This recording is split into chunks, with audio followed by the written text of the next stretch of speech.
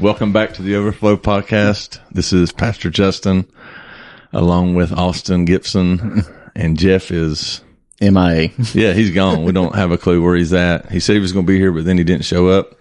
Hey, good to see you guys and talk with you guys that are listening to us today. It's been a couple of weeks. Our schedules hadn't worked out, and so, but we've had something kind of planned for the month of May, and we want to tell you about is we're doing a new series in church called Brave, Courageous Women of the Bible.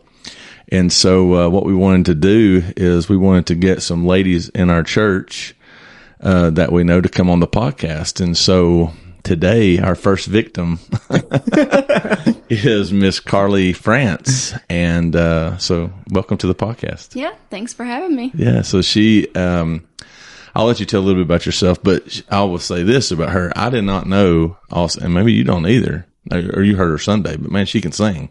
Mm-hmm. And so she jumped in and started helping with our praise team at our Gate City campus. And I think Easter was the first time I've heard you sing. Yeah, I walked in one Sunday and it was right in the middle, and they were singing a song, and I was like, I knew she was going to help, but I didn't know she could sing like that. So a hidden talents here. So tell us, she is a faithful listener to the Overflow Podcast. So tell us what you actually truly think about the podcast. No holds barred. It's okay. So to be honest, I actually kind of skipped through a lot of the sports stuff most of the time, but the rest of it I really enjoy, and it's a nice thing to listen to on my way to go get the kids or whatever I'm doing for the day. So you don't like the sports? You want us to talk less about sports, more about Jesus? The sports stuff, it's fine. It's just not for me. Yeah. So I'm sure other people kind of enjoy getting a little bit of an update from you guys, but yeah. So you did say something before the podcast, and I want, those listening, you said that, we talk a lot about basketball. Yeah. And who did you say knows the most about basketball? You clearly know the most, and you do not like the NBA. That is very good. Okay. Yeah, that's true. So anyway, we're not going to talk about... She's not skipping through a lot of it, I don't think. Apparently not. But no, we're not going to talk about the NBA, and, I will say a shout out to all of our fainting GOAT fans. LeBron James fainted in the finals there. And so anyway, the LeBrons, sorry. But anyway, but other than that, we try to talk more about Christ on here. And so thank you for being here. Tell us a little bit about your story, about how you came to Christ, how you even came to our church. Yeah, so I actually accepted Christ whenever I was about 7 years old, going to church. My parents were together my whole life. They're still together. My mother was a very devout Christian, or still is, and goes to church all the time. My dad didn't go as much, but she raised us to be God-fearing and fearing her as well. Yeah. Yeah, I have a mom like that too. Yeah. My mom didn't really say a lot, but she knew exactly what things to do to make you like, okay, you better listen. Yes. Yeah. And she held a good example for me whenever I'm doing things with the kids now, which I come in with them whenever it's been about 3 to 5 years is when I've really been in their lives consistently. Yeah. Talking about your kids, correct? Mm-hmm. Yeah. So, we've been talking a little bit about, over this, well, of course we just started our series, and, I usually preach, not that I don't preach sermons about women, but a lot of times it's just Mother's Day, which Mother's Day is coming up this coming week. And a lot of times we'll just save a Mother's Day sermon, about a woman for Mother's Day, and then that's it. So we wanted to do something a little bit different. Our theme this year is story. And so we wanted to talk a little bit about, the stories of courageous women in the Bible. And so, this past week we talked about JL. A lot of people in our church had never even heard of that name. I mean, I didn't do it at the Weber City campus, but at Gate City campus, I asked how many people had never heard. And I mean, it was 3/4 of the room, probably even more than that, had never heard JL, because she's kind of tucked away. She's kind of unseen. Yeah. Very, very little value, especially what she had to do. And, we wanted to just bring that to the front about that, everybody in our church is important, especially women, over the month of May, and really, kind of really dig down deep to some of these stories of ladies. So, we talked about one that, it was pretty graphic story. You know, she took a hammer and drove a tent peg through a guy's temple, you know, and killed him. And then this week, you know, we're talking about a couple of ladies, mom and grandmother, that passed on their faith to their son, who made an impact in the church. And then we'll talk about Esther, who was a queen that risked everything for her people. And then talking about really two unknown women at the end of the month about they were midwives who resisted the Pharaoh's command to kill all the babies and how they stood for the Lord. But so I guess, do you have any, I guess you were brought up with a Christian mother like I was, very strong in their faith, very faithful to the Lord. I guess what's the one lesson your mother taught you that's kind of shaped your parenting and even your outlook on life? Probably it's always God-centered. So no matter what, you're going to church. It doesn't matter whether you want to go to church or not, you're going. You've got a sporting event, we're still going to prioritize church over everything else. Mm-hmm. And that was really instilled in me. And sometimes I didn't really like that a lot, but you know, that's how I'm kind of shaping everything with the kids now. Yeah. Do you feel like that's a challenge?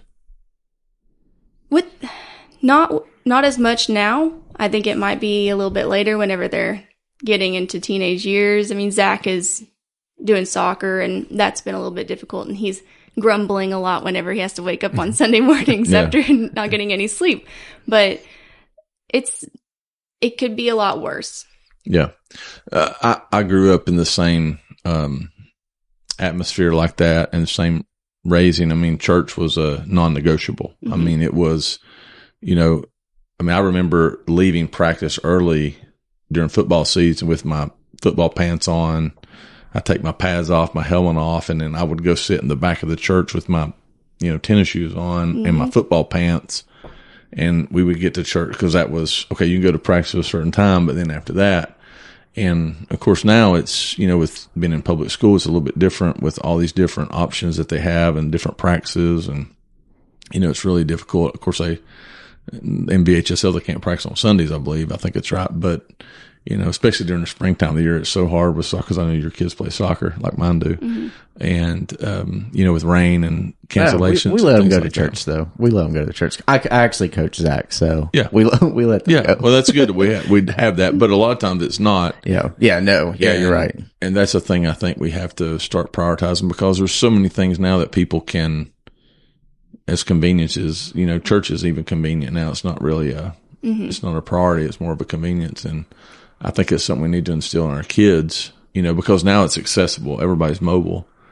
And so what we got to think about is, okay, because it's easy to, you know, go to Dollywood and watch the service on the way down to Dollywood, you know, but being there in the service, I think that's the difficulties because there's so many things and so many distractions. I don't remember, maybe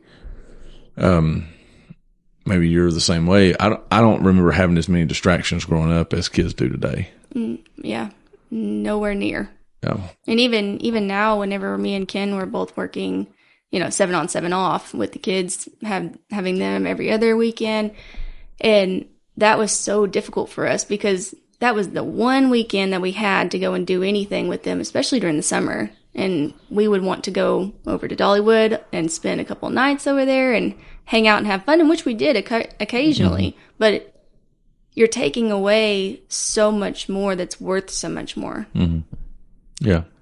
I think that's what people have to understand is, you know, you only have, what is it, 8, I can't remember, but it's 18 years really. Mm-hmm. It's not that many Sundays if you think about it, you know, of making sure that they, you know, put Christ first because that's, you know, they say that a child is tender between the ages of 5 and 14 is the tenderest age that they'll be when it comes to Christ and things like that. So I think it's vitally important we got to seize the moment because you're not going to get that back. And I would rather fight the battles early on than try to fight them, you know, when they become a teenager and they can drive on their own. They got all these things going on and they're busy they got busy lives just like all of us do, but that it has to be a priority. And so, yeah, that was one of the things that stuck out with my family. It was always that, you know, my mom was a very hard worker. You know, and this is what I want to ask you. How do you feel like the roles of women in today's society has changed for the good or bad over time? we were talking about this earlier, it's like, I am not in any way the quote unquote feminist kind of standard. I think that movement really has caused women to have to go back into the workforce and getting a job, and it's taking away from spending time with your kids. And so whenever I stopped working, I got to see the kids so much more. I mean, it's crazy that how much you learn about them just by being there, even just that much more. And so, like, Candace Owens says a lot, and she even wrote a book about it, like, make him a sandwich. I mean, what woman in today's society wants to say, absolutely, make him a sandwich? They're more like, go make me a sandwich. You know, it's all about this me culture. So I definitely don't agree with the society's roles right now. Yeah, I think they have changed over time, and I think what happens is we kind of get into that rat race, you know, of where, and I mean, my mom worked when I was growing up, and my dad worked, my mom worked. My mom got hired right out of high school to work at Eastman. I actually got hired during high school is when they came and recruited people. And so, I mean, they worked hard, but, you know, I would say this about my mom and my parents both. I mean, cause my family was together. It wasn't a split home or anything like that, or a divorced home or anything like that. But, they always made my games. I mean, they never missed a game that I can remember. Even my papa and mama, on my mom's side, they never missed a game that I played. I mean, that I can remember. I mean, they'd drive to Knoxville and watch me play. I mean, but they prioritized our family. They prioritized church. And yet they worked hard. And I get it that even in today's society, it is very difficult for, you know, one person to be bringing in, you know, and those sacrifices you have to determine to make. But I do think that the roles have changed to where it's, you know, and we talked about this Sunday, the culture back in the Bible was a very difficult culture for women. They were very little valued, or if they were even valued. I mean, the culture in Israel in Bible days was a woman had to please her husband, bear him children, and stay at home. I mean, that's what they did. And a lot of the teaching of the Bible was really for the parent, the mother. And that's why I think they'll see this Sunday, you know, Lois and Eunice, who raised up Timothy, who was one of the greatest leaders in the church. They did it basically without a father there, which was very unlikely in that culture to even be able to do that, because, you know, boys looked up to their father and were really shaped after their father, but yet Lois and Eunice, the mother and grandmother Timothy, really shaped his faith way more than their father, because he was an unbeliver. Yeah. I'm really excited for that, actually, coming up on that lesson, just because I've kind of felt like I was in the same scenario with not having my dad, and it was just my mom and grandmother really raising me. So I'm kind of excited for that. Yeah. And that's what, you know, but like Carly is saying is, you know, it's about, you know, being a strong woman, being a powerful woman, being elite.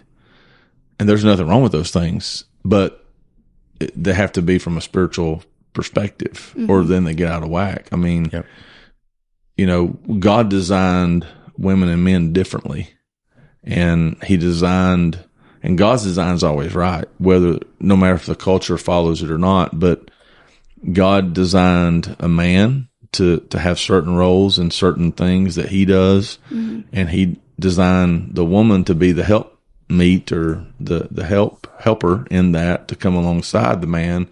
And she has roles that the man can't do. And I think that's where our culture kind of gets flipped upon its head, is where we have women trying to fulfill man's roles. And we unfortunately got men trying to fulfill women's roles. And it don't work. Now, my husband told me not to talk about him, but I'm going to talk about him for a second. Okay. Well, he won't have to listen. He won't have to listen. So actually, I am kind of on the flip side of that. My husband will not stop doing the laundry and the dishes. And I'm like, you have got to stop doing this. This is my job. You go do your job. And these are my jobs that I need to do. And if he does it, then I don't have anything else to do. And so it's really hard to kind of, because he was in that split and everything, and he had to do all the jobs on his own. And now he's got me where I can come in and help him and do all these with him. And so now I'm like, so it's not come on. Yeah, it's not, and we're not saying women, only thing they need to do is cook and clean and fold laundry. What we're saying is that, I help my wife because she works a job, and she always gives me the worst job when it comes to laundry is folding socks. I despise it. Oh, so does he. And it's like, I'll find all the socks. She takes the laundry basket and I'm sitting there watching the show or something. And she dumps it on me and says, "You do the socks." And I do them, but yeah. Well, I finally get the win in this one because I'm the one that got Amber to actually start folding socks the week got married. She never folded. She just grabbed them and threw them in the basket. I would love to find a sock folding machine and sell it and make millions of dollars. My goodness, I can't stand doing that. But anyway, no. But we're not talking about not helping. Yeah. And that those are the only roles, but just a lot of people have it backwards today. Of what. To me, the father is to be the spiritual leader in the home. And unfortunately, that's not the case in many homes.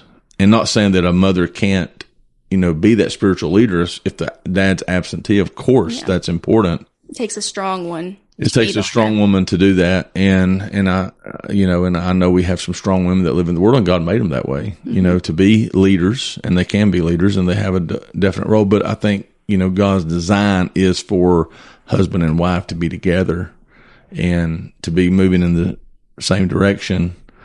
Because what do you think is one of the biggest challenges that women and mothers have today in raising kids and even being in leadership roles, so to speak, when it comes to our culture and world?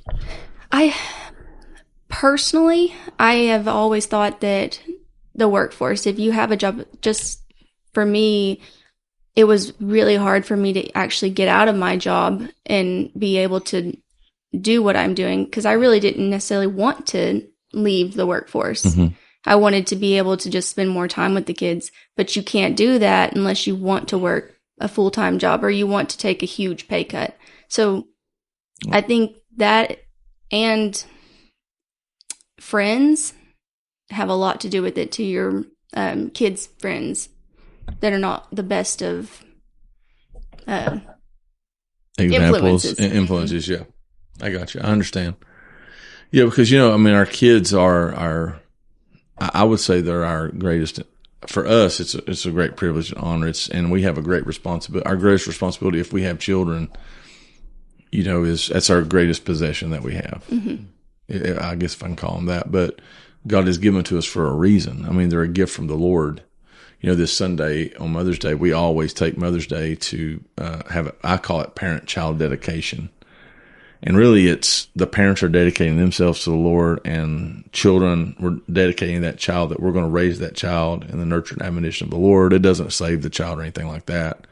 But also, it's a commitment from the church that we're going to dedicate to come alongside the parents. But, and I'm probably getting a little bit, but the cart before the horse here, because we really hadn't talked really much about JL and what she did and why she did it. But we're kind of talking more about mothers. But,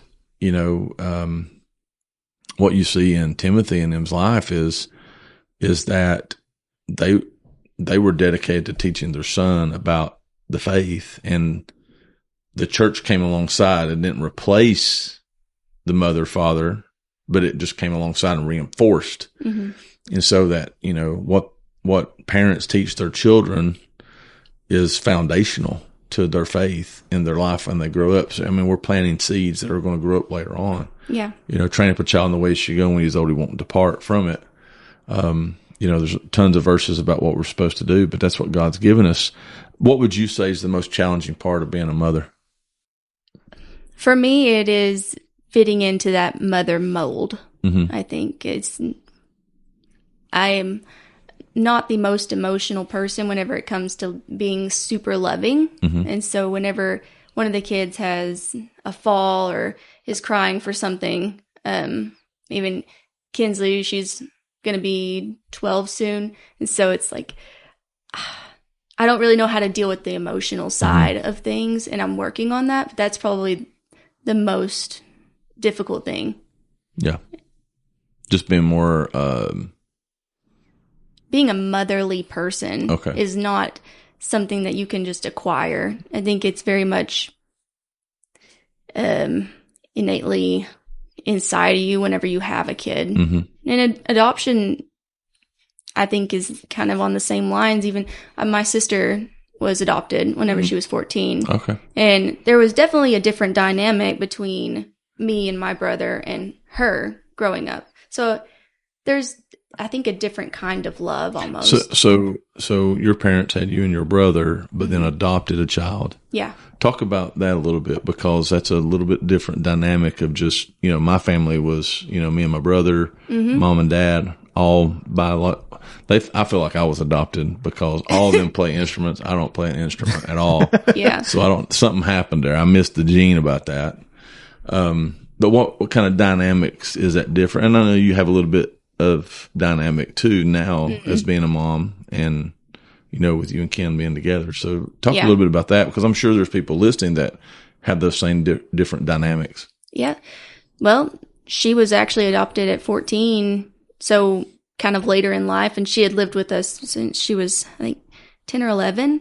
And there was definitely a higher expectation, I always felt like, with her versus me and my brother. And we were pretty close up until she was getting older. And there was about, I think there's 7-year difference between us. Okay. So we weren't super close the whole time, but there for a while we were, before she started driving and stuff. But you could see it with my parents more, I think, in the dynamic difference than anything. Yeah. What about you and with your situation now with your kids? There is a lot more leniency with Ken and the kids. I would like to grab them up sometimes. Yeah. But they really are really good kids. They don't do a whole lot of anything. None of them do. They're great kids. So there's not a lot of discipline that needs to be happening. But sometimes, you stick with a rule and somebody else doesn't follow it. I saw that a lot with my parents and my sister. They would make a rule for her and they would follow it, but if the rule for me was not the same. Yes. Let me ask you this. How do you feel like faith and values and the support that you can get from even other women in your life as a mother, as a woman, how does that really affect you? Does it help? I'm sure, I know it does, but I mean, how can it, faith and the values that you set, how can that really shape how you are a mother, a woman, living in this culture? I think just by going and making sure that you go to church and actually playing Christian music in the car and singing. I have a piano at the house, so I do a lot of singing and playing around with the kids. I really think just showing the kids an example kind of helps with that too. Yes. Yeah. I agree with that. My grandmother did the same thing for sure. Like growing up, she played music in the kitchen when she was cooking breakfast in the morning. Like she'd play her worship albums and stuff like that, or she'd get up and read her Bible in the morning. And, now looking back on it, now that I'm older and then I'm digging more in the Word myself, just looking back and just man, what an influence, somebody had on my life to do that. So I understand where you're coming from, and it works. I promise it will work. Yeah. Cause it really impacted me to know that I had an example in my life that, loved God as well. Mm-hmm. Yeah. Okay. Let me ask you I want to ask you 2 more questions and we'll let you go. This hasn't been too bad, has it? No, not at all. I think you're doing great. What kind of legacy do you believe women are positioned to leave in our world today? A loving one. I think we should be like Mary, Jesus' mother, and just love you no matter what. What do you think are the obstacles with that with women today? There's a lot of hate in the world, honestly. Every time you turn around, if somebody's getting divorced, and I kind of really hit on this whenever I hear somebody is getting divorced in my circle, and I tell them, don't take your kids from their dad. They need their dad. And it's that distaste for the person that they're divorcing that causes so much hatred in the heart. If you just show love and sincerity, that will... Because it is going to affect the kids. Oh, yeah. Yeah. And that's what people have to realize. It's more... so let me ask you this. What advice would you give to a new or soon-to-be mother? I'm hoping to be one of those soon. No, so...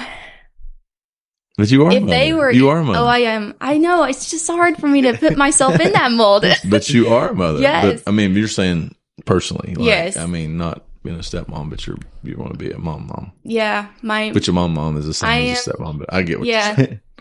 Different dynamic. If somebody was coming into the position that I am in now, I would say patience is key. You cannot go in and start laying the law down immediately. Yeah. So patience. Yeah. So you prayed for patience and God gave you kids. Gosh. Is that right? He's still working on me. Yeah. So let me ask you this. What legacy do you want to leave as your role as a mother? So you want... What's your legacy? There's a difference between what legacy I would like to leave and which one I am leaving, I think. So which one would you like to leave? I would like to leave a fun, mom, and of course God-fearing and loving and everything. That would be the one that I would want. The one thing that I would want to leave as like the number one would be Holy Spirit driven. I like that. Yeah. Good. And I think that's what my mom always had whenever she was singing and stuff. She was, you could feel it whenever you walk in the room and she was playing the piano. I want to be that person. I want to leave that legacy in life. The legacy that I am leaving right now, I'm hoping to leave that legacy, but I am not the most fun in the world with my kids anymore. I would really like to be. But you know what my kids call me? I'm not a mom, but they call me Dr. No. Yeah. I mean, because they go around me to my wife to get what they want. Because they don't even text me anymore. It's just they always text mom. Yeah. And they, even like last night, my son said he was going somewhere. It was like 9:00. And I was like, what are you talking about? He said, me and my mom have an arrangement. I was like, what? Yeah, I'd like to know about those arrangements.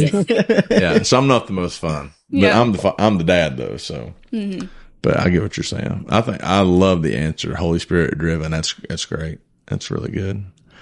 So, well, I think this has been good today. It's been really good. Yeah. For our first one. Yes. So I hope you'll come back and be with us. Yeah, love it. We really appreciate you coming. And, of course, today is, what is today? Thursday? Yes, today is Thursday, trash day. So it will post tomorrow on Friday. But we hope that all of our mothers that are listening have a great weekend, a happy Mother's Day. And we hope that you'll tune in with us through this month. We're going to be having, spotlighting some special ladies on the podcast. And so we'll hope you'll tune in next time to the Overflow Podcast. God bless you. We hope you have a great rest of your week. Again, happy Mother's Day to all the mothers out there. God bless you. See you next time.